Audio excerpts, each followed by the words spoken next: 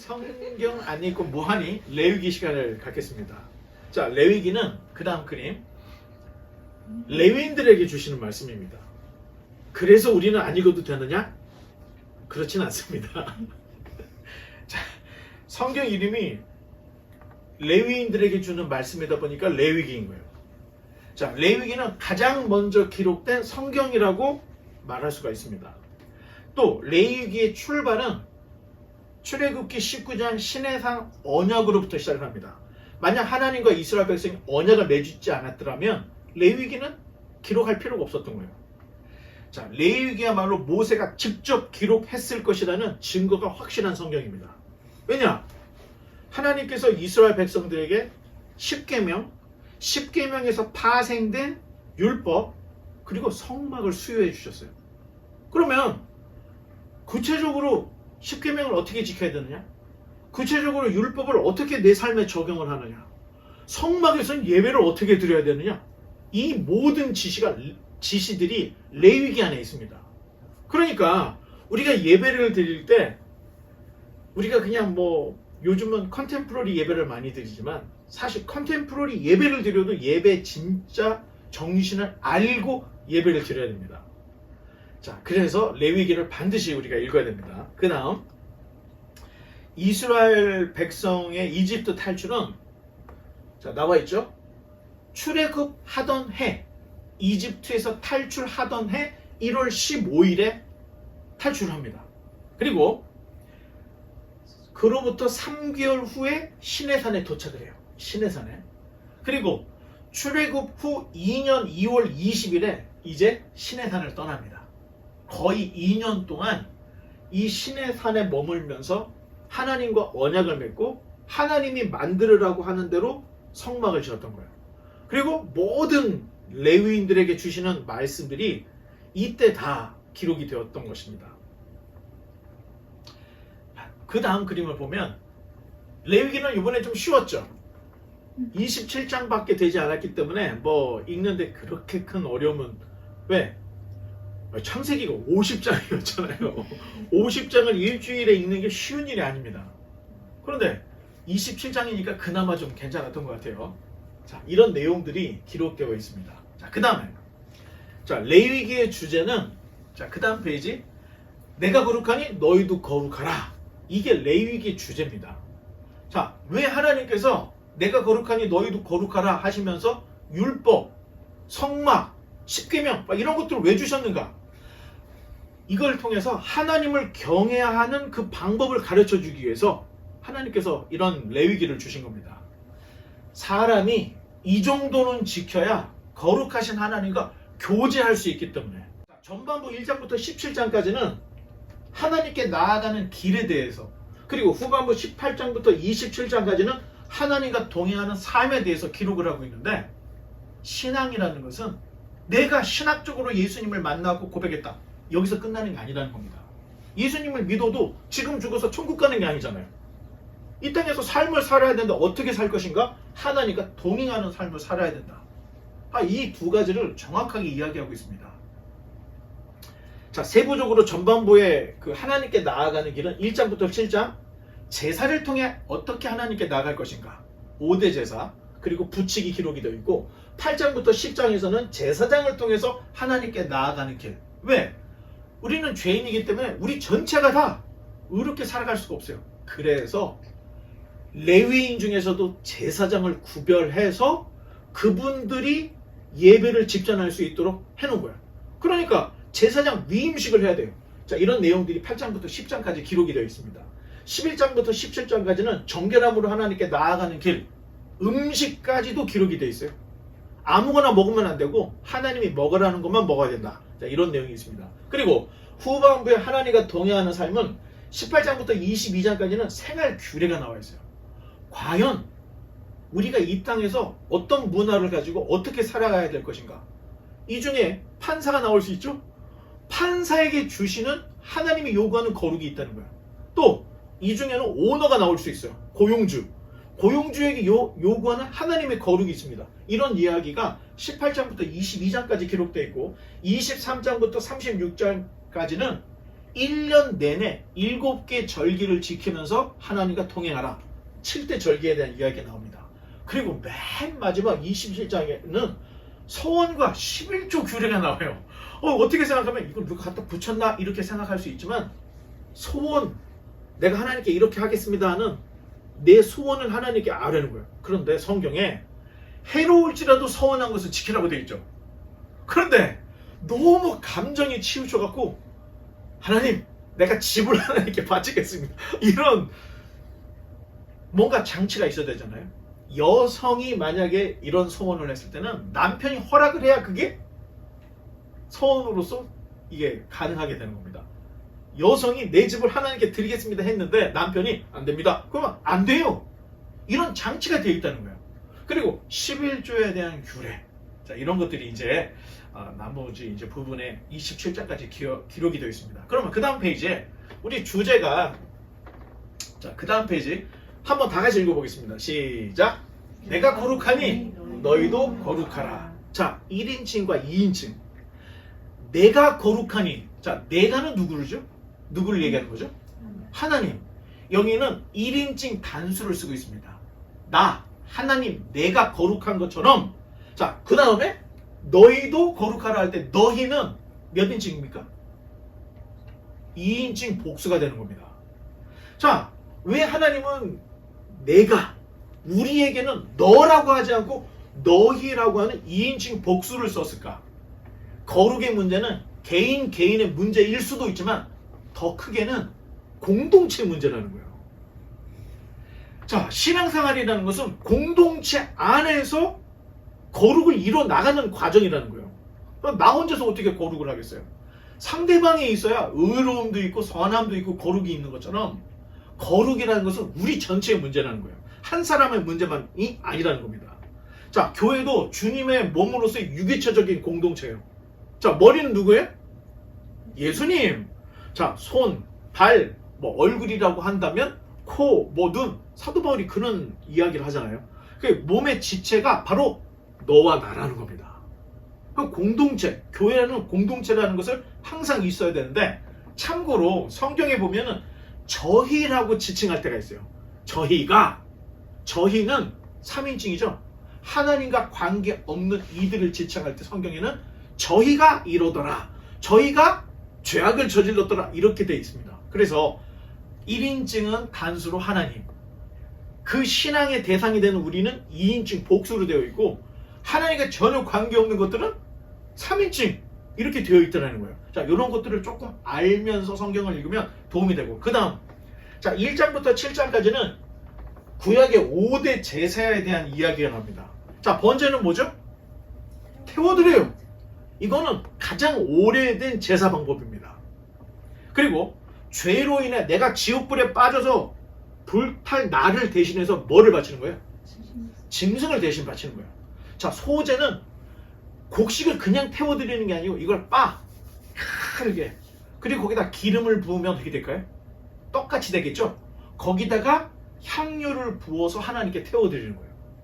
자, 희생과 봉사의 의미가 있고, 밀이나 곡식이 갈리듯이 내 자신이 주님 앞에서 갈아지는 것처럼 겸손해야 된다. 자, 이런 의미가 있습니다. 자, 화목제는 번제처럼 똑같이 태워드립니다. 그런데 화목을 위한 감사제예요. 자, 뭐 이런 예가 될지 모르겠지만, 제가 진석이를 때렸어. 그랬는데 내 마음의 양심에 가책이 돼서 하나님께 회개했어요. 아니, 그렇다고 해서 나와 진석이의 관계가, 내가 회개했으니까 관계가 회복이 되겠습니까? 안 되겠습니까? 이를 갈겠죠. 자, 내가 죄를 졌지만 내가 하나님과의 관계에서 내가 죄사함을 받을 수 있어요. 그런데 관계에 있어서는 서먹한 거예요. 화목제는 이러한 관계가 회복되는 제사다. 그래서 나눔의 제사라고 합니다. 또 속죄제는 율법을 그릇 범한 경우, 생각해보니까 내가 안식일에 하지 말할 걸 했어, 그게 생각이 났을 때 하나님께 죄를 자백하고 회개하는 그 제사가 속죄제. 이름이 비슷해요. 마지막에 있는 속건제는 사람과 성물에 대해서 내가 잘못한 것이 생각났을 때. 자, 예를 들면 제가 시연이의 폰을 떨어뜨려 부셔뜨렸어요. 얘가 너무 극단적이네. 자, 부서뜨렸는데 내가 이걸 아이고 깨졌구나. 시연아 미안하다 하고 돌려줘. 이건 의미가 없다는 거예요. 내가 보상을 해서 시연이에게 새로운 폰을 사서 줄 때에는 거기다가 5분의 1을 얹어서 줘야 된다는 거예요. 이게 규정이에요. 25%를 더해서 줘야 관계가 완전히 해석이 된다. 20%가. 자, 이런 의미가 지금 그 속건지 안에 들어있습니다. 자, 이 모든 5대 제사는 부지중에 죄를 졌을 때 회개하는 거예요. 자, 부지중이 뭘까요? 나도 모르는 사이에 진 죄에 해당하는 겁니다. 그렇다면 지속적인 죄, 습관적인 죄, 아주 계획적인 죄, 이런 죄를 용서할 제사가 있을까요? 없을까요? 없습니다. 회개라는 것은 죄에서 돌아서는 거예요. 돌아서지 않고 환경에 있어서는 나쁜 짓을 많이 하면서 교회 와서는 하나님, 예수님, 아버지 주여 찾는 거는 하나님을 가증스럽게 만드는 거예요. 가증스럽게. 자, 이런 걸 잘 기억을 해야 됩니다. 자, 그리고 제사는 조건절로 기록되어 있어요. 레위기에. 조건절. 자, 너희 중에 누구든지 여호와께 예물을 드리려거든 이렇게 돼 있대요. if로 돼 있다는 거예요. 자, 이 얘기는 반드시 예배를 강요해서 드리는 게 아니라는 거예요. 내 마음이 우러나서 죄가 기억이 났어. 그러면 의지적으로 결심을 하고 자발적으로 하나님께 번제를 드린다는 거예요. 그런 의미에서 너희는 반드시 예배를 드려 이렇게 쓰지 않고 너희가 누구든지 여호와께 제물을 드리려거든 이런 조건적으로 되어 있다는 겁니다. 자, 또한 여기에서 쓰이는 아직 멀었어요? 자, 여기에서 쓰이는 제물은 한번 얘기를 해봅시다. 덩치가 큰 놈부터 소가 있겠죠. 또 양, 또 염소, 또 비둘기. 자, 이런 것들을 하나님께 바쳐요. 그런데 내가 돈이 많아. 그럼 황소를 드리는 겁니다. 돈이 없어. 그럼 비둘기 한 마리를 드리는 거예요. 그런데 비둘기 살 형편도 안 돼. 그럴 때는 곡식이라도 드리라고 누구나 제사 드릴 수 있는 예배에 제사의 길을 활짝 열어놓은 가 있는 겁니다.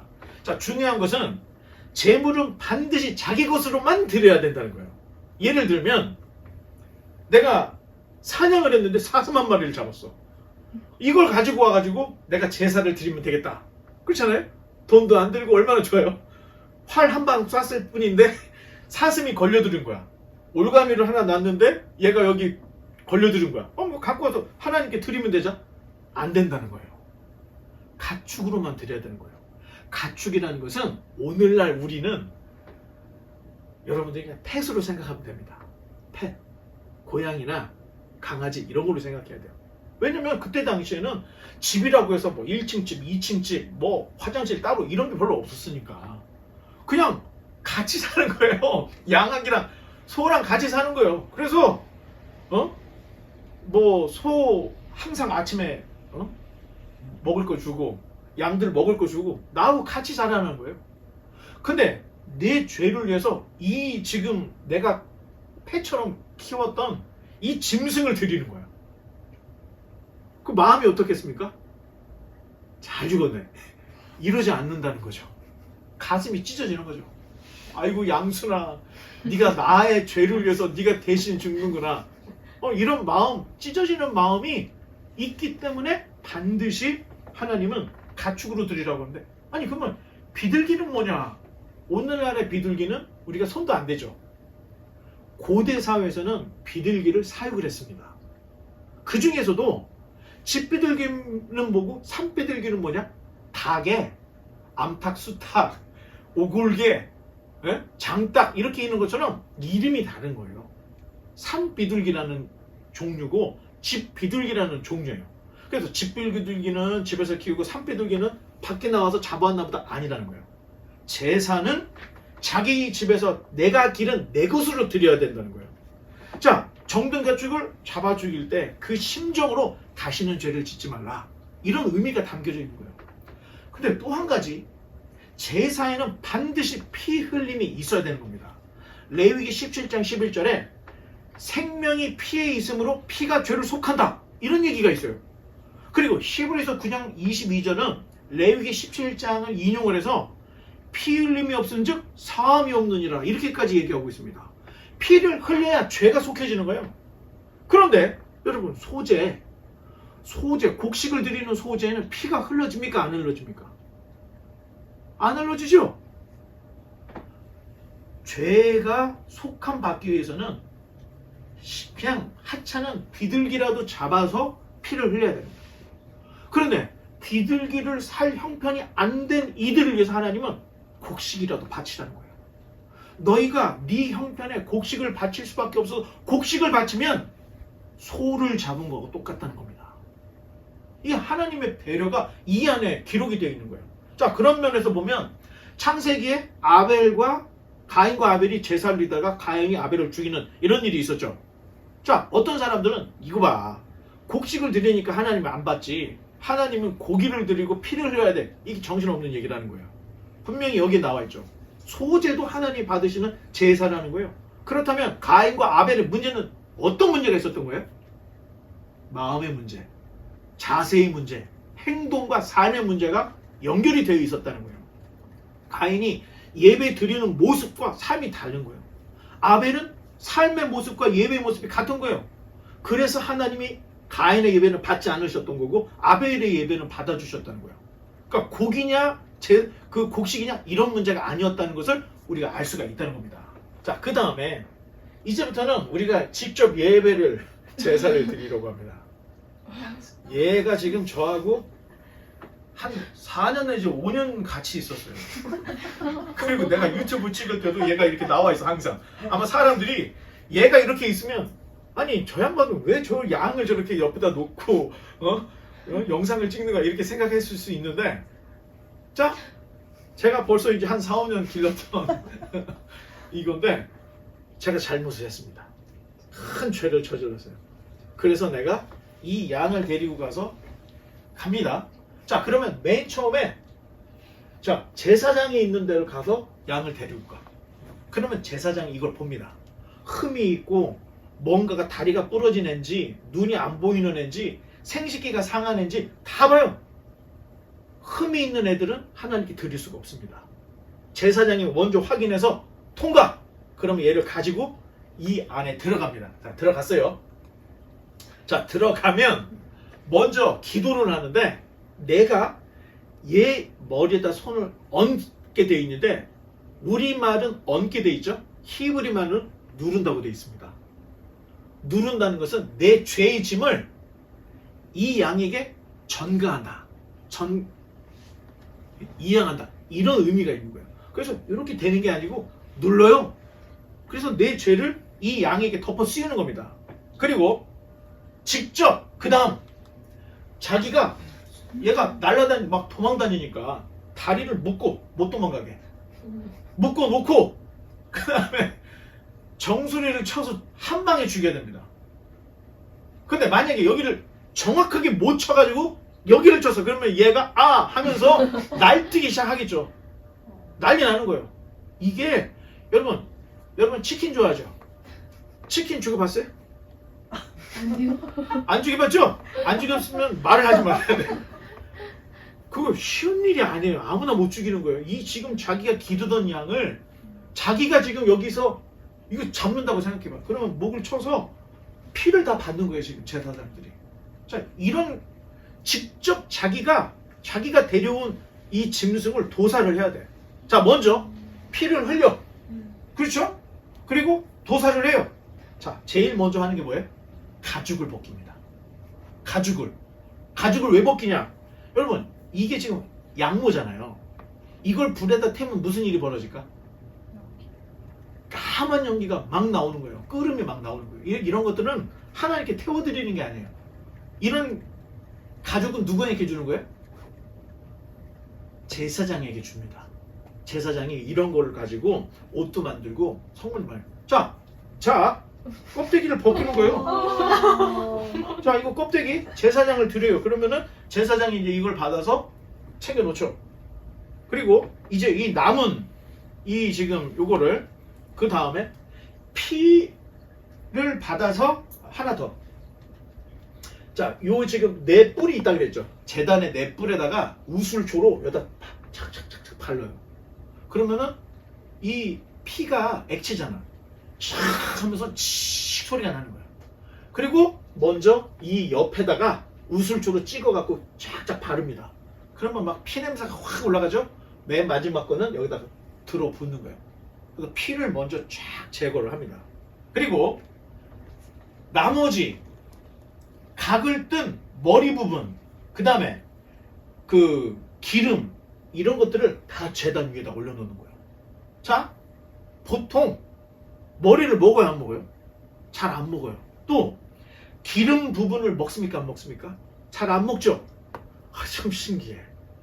제사를 드릴 때는 사람이 먹을 만한 살코기나 갈비 맛있는 거 막 이런 거 뒷다리 앞다리 이런 걸 태우는 게 아니에요. 사람이 먹을 수 없는 기름 그리고 이 머리 이런 것들을 기름을 여기다 넣고 태워버립니다.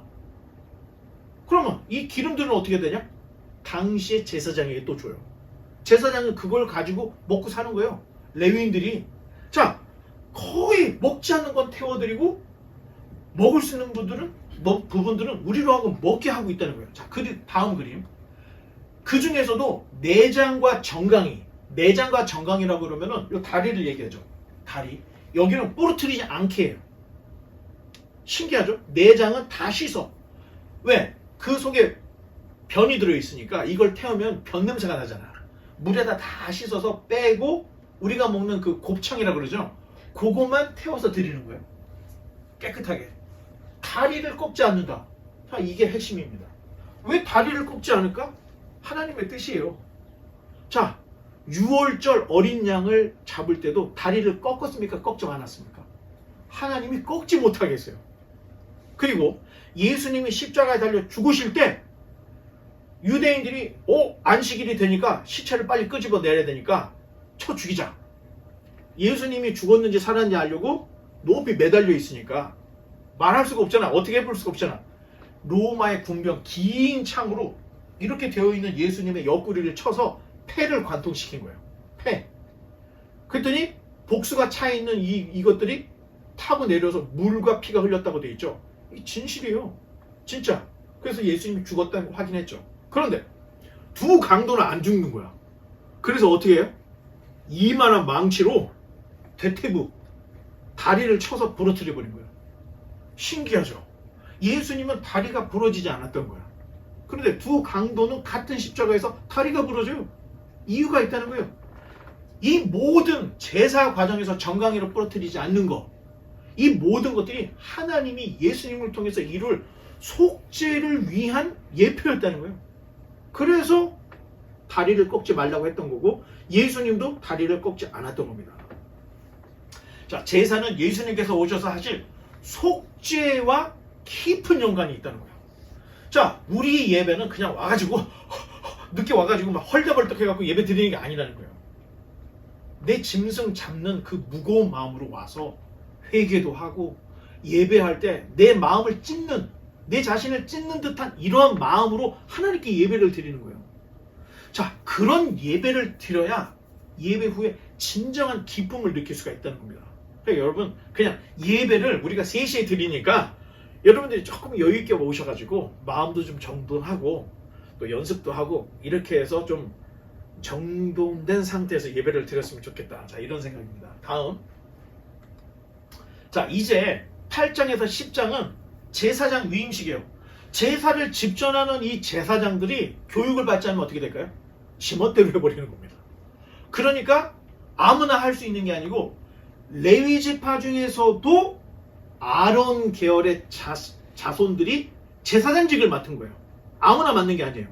그러니까 레위인이라고 다 제사를 집전하는 게 아니고 레위 중에서도 아론 계열의 제사장들만 직접적인 제사 봉사를 했던 거고, 그러면 나머지 레위인들은 뭐냐? 장작도 패고 물도 기르고 청소도 하고 예배를 위한 준비 상황을 했다는 거예요. 자, 그 다음 레위기 11장부터 17장까지는 정결함으로 나아가는 길에 대한 이야기를 하는데, 자, 첫 번째 5대 제사 나왔죠. 두 번째가 제사장으로 하나님께 나아가는 길에 대해 있죠. 마지막 세 번째가 정결함으로 하나님께 나아가는 거예요. 자, 이때 정한 짐승과 부정한 짐승에 대한 구별이 나와요. 먹는 것도 아무거나 먹으면 안 된다는 거예요. 자, 생각해 보세요. 아무거나 먹지 않고 정한 음식이 있다는 거예요.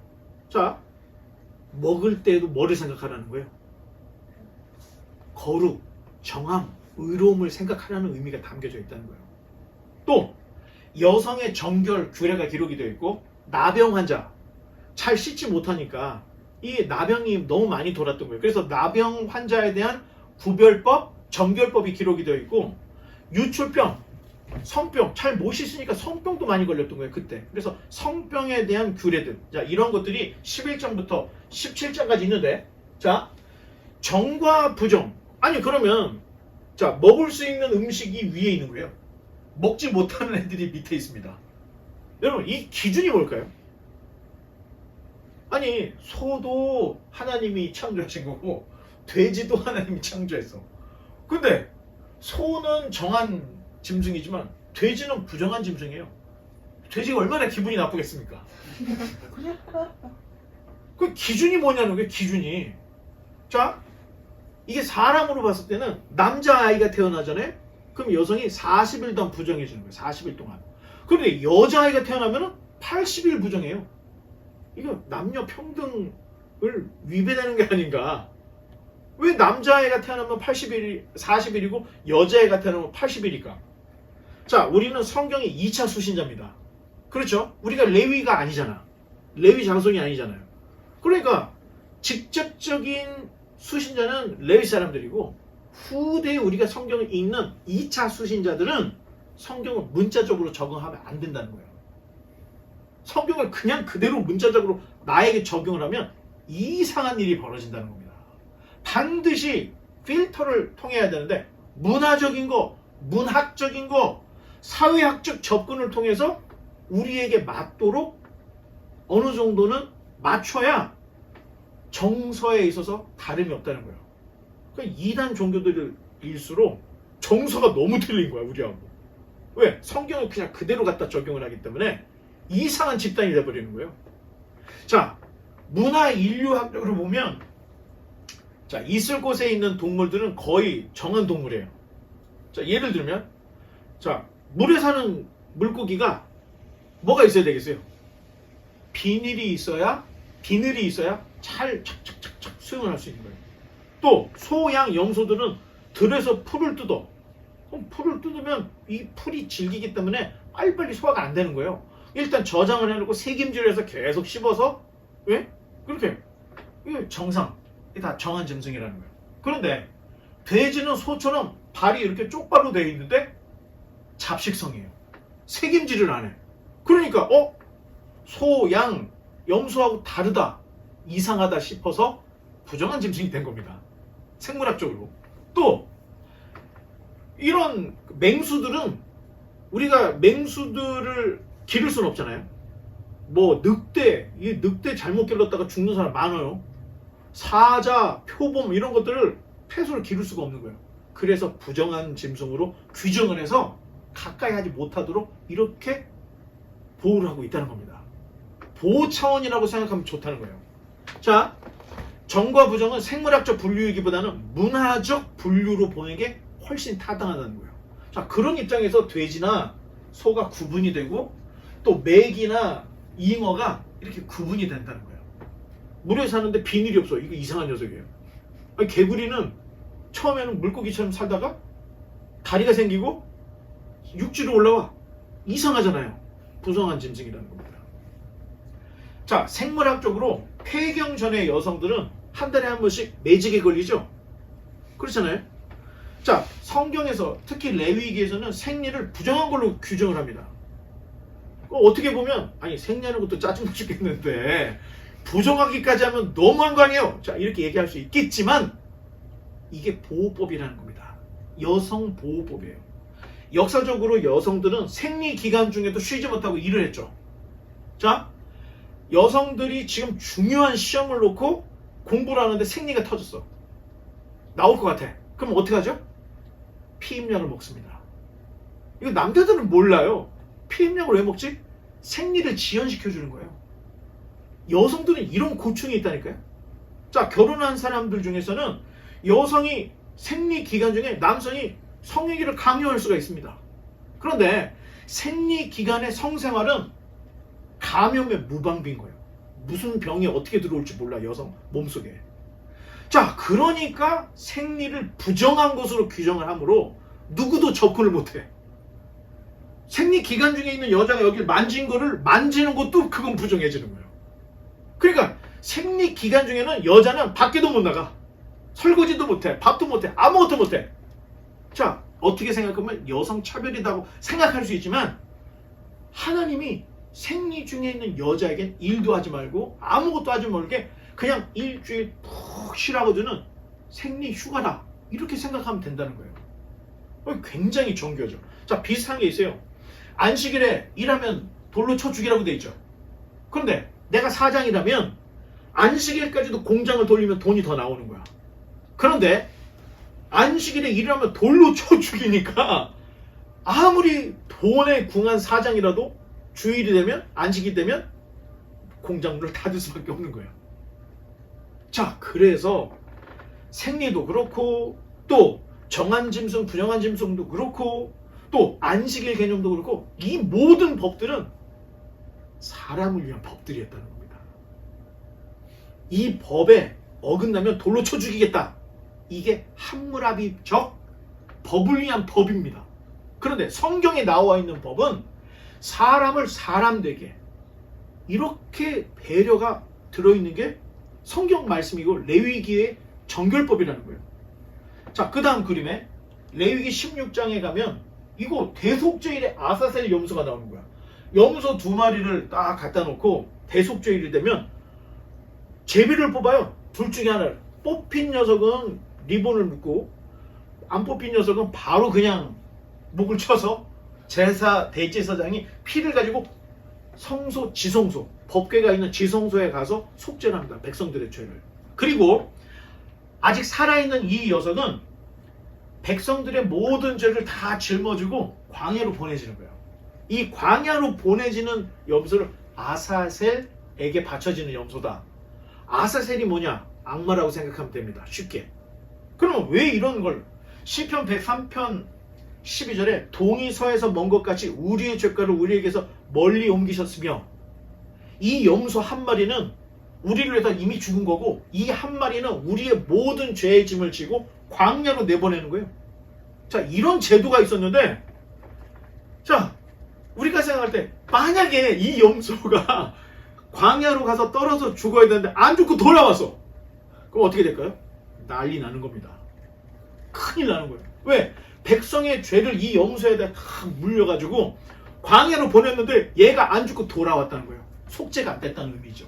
큰일 나는 거예요. 그래서 옛날에는 이 염소를 제사장이 이게 묶어가지고 끌고 가서 남돌에다 집어 던진 거예요. 일부러 죽게 한 거예요. 못 돌아오게. 이렇게까지 한 거예요. 제도에 허점이 있다는 겁니다. 그런데 이스라엘 사람들은 이유도 모르지만 하여튼 대속죄일에 하라고 했으니까 그냥 했던 거예요. 근데 나중에 알고 봤더니 예수님이 이 땅에 오셨을 때 참 진기한 장면이 나와요. 세례 요한이 6개월 먼저 태어났죠? 그런데 요단강에서 세례 요한이 세례를 먼저 하고 있는데 예수님이 오신 거예요. 그랬더니 예수님이 세례를 받으려고 하니까 세례 요한이 아이고 무슨 말입니까? 당신이 나에게 세례를 해줘. 내가 어떻게 당신을 세례를 줍니까? 그랬더니 의를 위해서 그냥 그렇게 하라. 그랬더니 알겠습니다 하고 세례 요한이 예수님에게 세례를 줘요.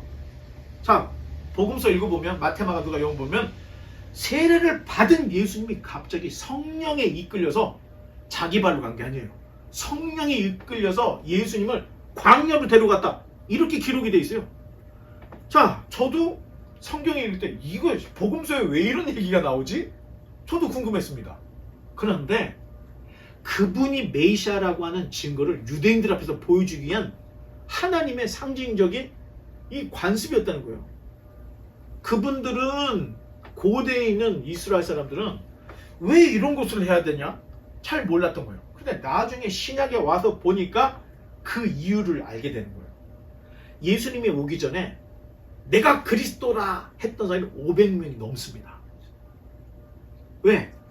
다니엘의 예언에 의하면 그쯤에 예수님이 올 거라는 걸 다 직감을 했던 거예요. 근데 안 와. 그러니까 내가 그리스도인가 보다. 내가 그리스도인가 보다. 이런 사람이 500명이 넘게 있었다는 겁니다. 그런데 이런 사람들은 기적과 이적으로 사람들을 선동했던 사람들이 이게 진짜가 아니었다는 거예요. 진짜 예수님은 이런 모습으로 오는데 참 놀랍죠. 세례 요한의 아버지가 누구죠? 사가랴. 사가랴는 그 당시에 굉장히 유명했던 제사장이었습니다. 제사장의 아들이었으면 제사장인 거예요. 그런데 집을 나갔지. 출가를 했죠.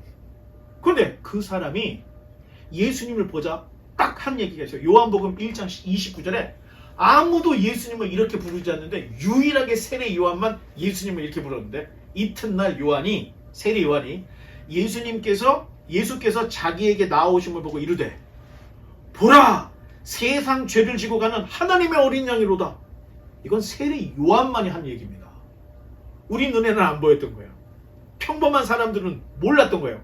제사장의 아들이었고 출가했던 세례 요한 눈에는 예수님이 세상 짐을 지고 가는 하나님의 양이라는 걸 정확하게 볼 수 있다는 거예요. 세례 요한은 엘리야의 심령으로 다시 왔다는 거예요. 그러니까 예수님께 제자들이 물어보는 거예요. 아니, 세례 요한이 다시 와야 메시아가 온다는데요? 왔잖아. 누구예요? 그가 왔어도 너희가 알지 못하고 홀대에 있잖아. 세례 요한이에요? 성경에 다 이렇게 되어 있습니다. 세례 요한이 엘리야의 심령으로 왔고, 이 엘리야의 심령으로 온 사람의 신분은 제사장이었다는 겁니다. 이 사람이 예수님 보고 하나님의 어린 양이라고 하고 자기가 세례를 줘요. 자, 그 의미는 예수님은 더 이상 평범한 사람이 아니라는 겁니다. 인류를 위해서 바쳐질 제물이라는 의미로 세례 요한 제사장으로부터 세례를 받았던 겁니다. 그런 내용이 신약에 있는데 아사셀 염소를 통해서 우리에게 깨닫게 하시는 게 2000년 전에 이 땅에 오셨던 그분이 예수님이었구나. 그래서 유대 당국자들이 깜짝 놀랐던 겁니다. 자, 레위기 17장은 제사의 부칙. 자, 5개 1, 2, 3, 4, 5장에 나와 있는 5대 제사 설명으로만 부족한 게 있는 거예요. 그래서 17장에서는 부칙 그리고 그 의미가 설명이 되고 전반부가 끝납니다.